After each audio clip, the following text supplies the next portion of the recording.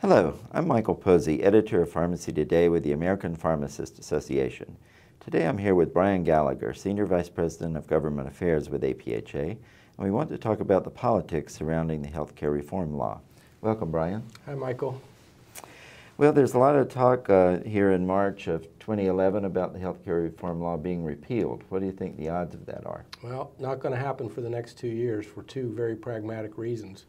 The Democrats are in control of the Senate and the presidency, at least until the next election cycle. And so the House has already passed a repeal, the Senate's rejected it, it's game over until the next Congress. I see. And then what about all the court challenges that we're hearing about? What's going on with those? Well, this is where it gets really interesting. Right now, there's been a number of courts that have said that the law is constitutional. There have been 2 courts that have said that it's unconstitutional. A court in Virginia ruled that only the individual mandate was unconstitutional. That's the piece of the law that requires people to go out and buy insurance. But they ruled that that part was unconstitutional. The remainder of the law stays in place. A court in Florida, on the other hand, ruled that the individual mandate was unconstitutional, which made the entire law unconstitutional. So the whole 2,000-page bill, that court would throw it out. All right, so with this split in the court decisions, how is that going to be resolved? Well, more than likely what will happen is this will go up to the U.S. Supreme Court, and the Supreme Court will have to decide. The court in Florida's ruling is fairly unusual because there's a concept in the law called severability. And what courts want to do is allow Congress to make the law. They interpret the law. That's the way it's supposed to work. So what a court generally does is they try to sever out only the unconstitutional piece of the law and leave the remaining portions of the law, just like the court in Virginia did. So in my opinion, what is likely to happen is if the Supreme Court rules any part of the law unconstitutional, there will still be parts remaining after they make that ruling. All right, so then what you're saying is that the law is probably going to stand as it is now for at least the next couple of years.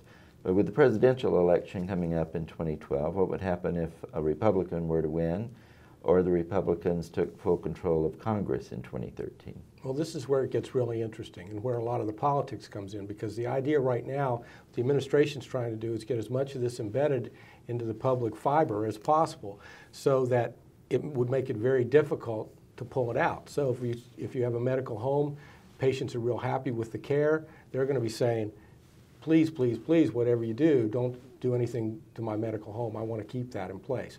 And other things like that. And there are other provisions that have been passed that are really public friendly, that the public really likes, like no pre-existing condition denial of coverage and coverage up to age 26 for kids. Parents, they can stay on their parents' insurance coverage. Now, if you repeal the rest of the law that funds this part that a lot of people don't like, you can't have the good parts without funding to pay for it. And so it's going to be a real problem to repeal the whole thing even in 2 years. Okay. Well, for a pharmacist, what would it mean if the healthcare reform law were either partially or completely invalidated? What would happen to the Medicare donut hole and other MTM, other aspects of the law? Well, let me take the partial piece first. If the bill is if it's partially removed or part of it is ruled unconstitutional, in all likelihood, the MTM provisions would probably stay in place, and a lot of the pharmacy-friendly provisions would stay in place. On the other hand, if the whole thing is repealed, what we would try to do is position, and what we're trying to do right now is position MTM and other pharmacy-friendly provisions as common sense reforms that both parties can agree to as bipartisan. They increase access and quality and decrease costs at the same time, which is what both parties are all for. Okay. And similarly, if the healthcare reform law were nixed, what would happen to medical homes and accountable care organizations and these other things that are forming in response to the law? Well, again, a lot of those things would probably stay in place because there are common sense reforms, hopefully, that everybody likes and they're not controversial. A lot of the controversial things in here are things like the individual mandate, where somebody's required to buy insurance, and a lot of the insurance provisions. I see. So what can people do to stay informed about developments as this process goes forward?